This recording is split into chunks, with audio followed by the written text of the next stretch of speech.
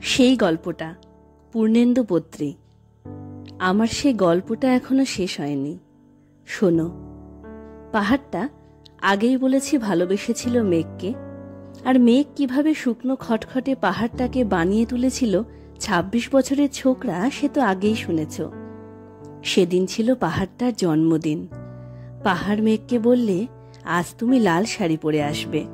মেঘ পাহাড়কে বললে, আজ তোমাকে স্নান করিয়ে দেব চন্দন জলে। ভালোবাসলে নারীরা হয়ে যায় নরম নদী, পুরুষরা জ্বলন্ত কাঠ। সেভাবেই মেঘ ছিল পাহাড়ের আলিঙ্গনের আগুনে, পাহাড় ছিল মেঘের ঢেউ জলে।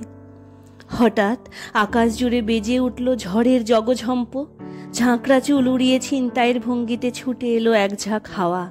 মেঘের আঁচলে টান মেরে বললে, ওঠ ছুরি, তোর বিয়ে। এখনো শেষ হয়নি গল্পটা।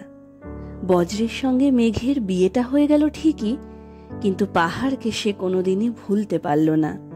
বিশ্বাস না হয় তো চিরে দেখতে পারো পাহাড়টার হাড় পাঁজর, ভিতরে থই থই করছে শত ঝর্ণার জল।